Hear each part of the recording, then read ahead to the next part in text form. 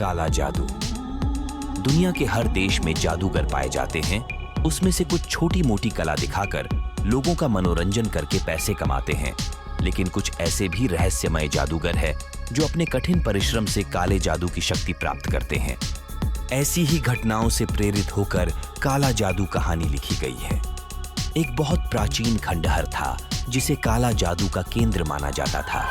जिस किसी को भी जादुई शक्तियां सिद्ध करनी होती थी, वह उन्हीं खंडहरों में जाकर सीमित प्रयास में भी कर सकता था। कई सालों से लोग उन्हीं खंडहरों में जाकर काली सिद्धियां प्राप्त किया करते थे।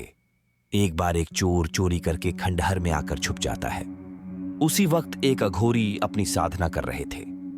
चोर की आहट पाकर अघोरी के ध्यान में बाधा उत्पन्न होती है, जिससे वह क्रोधित हो जाते हैं। अघोरी अपने काले जादू से पल भर में पता लगा लेते हैं कि वह चोर कहां छुपा है। चोर को अपने पास बुलाते ही अघोरी उसे चेतावनी देते हुए कहते हैं, तुमने मेरी साधना में विघ्न डाला है, इसकी सजा तुम्हें भोगनी पड़ेगी।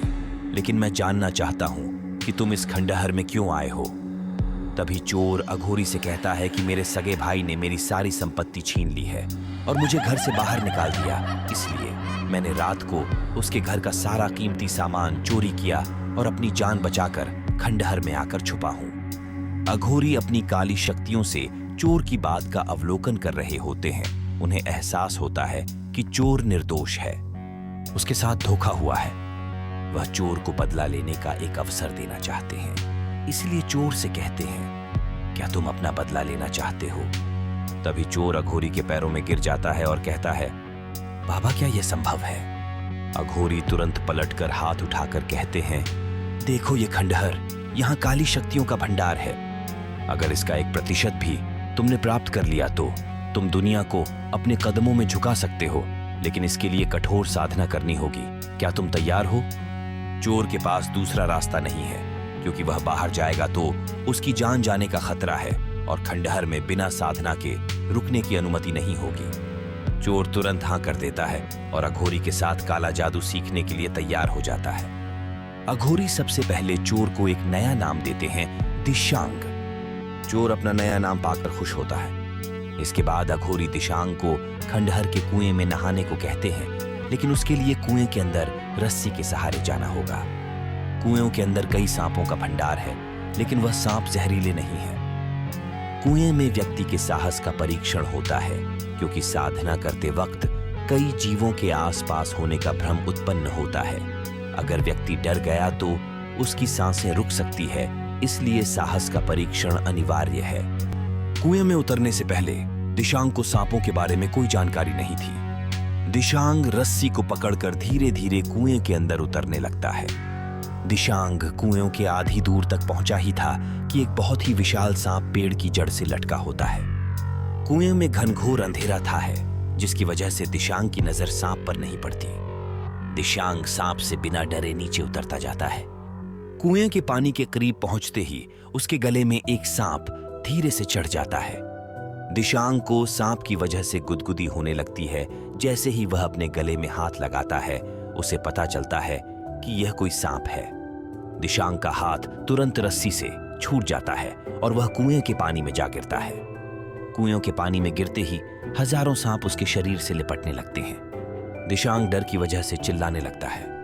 तभी ऊपर से अघोरी की आवाज आती है, यह तो केवल पहली सीढ़ी है जिससे तुम घबरा गए, अभी तो बहुत सी परीक्षाएं होगी।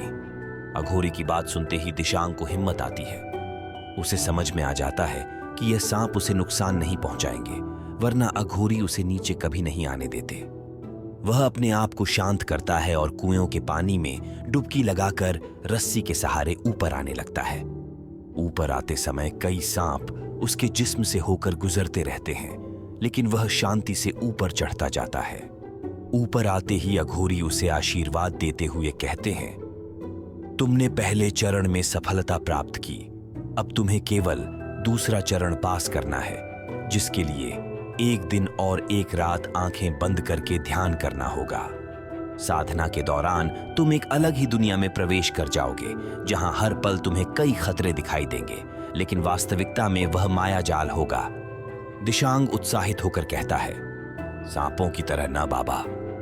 अघोरी ऊंचे स्वर में कहते हैं, सावधान, कुएं में तो सिर्फ तुम बेहोश हो सकते थे क्योंकि सांप जहरीले नहीं थे, लेकिन ध्यान के दौरान यदि तुम दहशत में आ गए तो तुम्हारी धड़कनें भी रुक सकती है।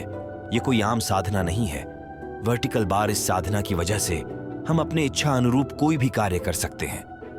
वर्टिकल बार दिशांग को अघोरी की बात से रास्ते की उलझन का पता चल जाता है, लेकिन उसने पहले चरण में सफलता प्राप्त की थी, जिससे उसका मनोबल बढ़ चुका था। अब वह काले जादू के दूसरे चरण के लिए एक आसन में बैठ जाता है और अघोरी के दिए हुए मंत्रों का उच्चारण करने लगता है। दिशांग धीरे धीरे शून्य हो जाता है।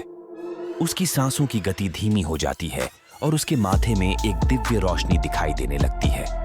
अगले ही पल दिशांग अलग ही दुनिया में प्रवेश कर जाता है। यहाँ दैत्याकार जीव दिखाई देते हैं। इतने बड़े बड़े पक्षी की बड़े से बड़े हाथी को भी अपने पंजों में दबा कर ले जाए। दिशांग साधना की वजह से अवचेतन मन में भी चेतन अवस्था में रहता है। वह धीरे धीरे आगे बढ़ता है। उसे एक पेड़ के ऊपर छोटा सा घर बना दिखाई देता है। वह पेड़ की डाल के सहारे लटक कर ऊपर चढ़ जाता है। घर के अंदर बहुत ही स्वादिष्ट खाना रखा होता है, जिसे देखते ही दिशांग के मुंह में पानी आ जाता है। वह खाना खाने बैठ जाता है, लेकिन जैसे ही वह पहला निवाला अपने मुंह में डालता है, खाना उसके गले में फंस जाता है। वह गले से खाना निकालने के लिए छटपटाने लगता है। वह भागते हुए पेड़ के ऊपर से कूद जाता है। तभी उसे अचानक याद आता है कि यह तो मायाजाल है। मुझे बिना घबराए ये तकलीफ सहनी पड़ेगी। वह गले के दर्द को सहते हुए आगे बढ़ता है। उसे एक नदी दिखाई देती है। उसके गले में खाना फंसा हुआ था, इसलिए वह दौड़कर नदी में पानी पीने के लिए घुस जाता है। लेकिन जैसे ही वह नदी के अंदर प्रवेश करता है, खूंखार मगरमच्छ उसे चारों तरफ से घेर लेते हैं। मगरमच्छ उसकी तरफ बढ़ते हैं, लेकिन दिशांग बिना डरे पानी पीता है। उसे अब हर खतरा मायाजाल लगने लगता है। उसके इसी बोध के साथ उसकी आंखें खुल जाती है और वह काला जादू की शक्तियां प्राप्त कर लेता है। अघोरी उसकी साधना से प्रसन्न हो जाते हैं। वह उसे आशीर्वाद देते हैं, जाओ दुनिया का कल्याण करो। और इसी के साथ काले जादू की तिलस्मी कहानी समाप्त हो जाती है।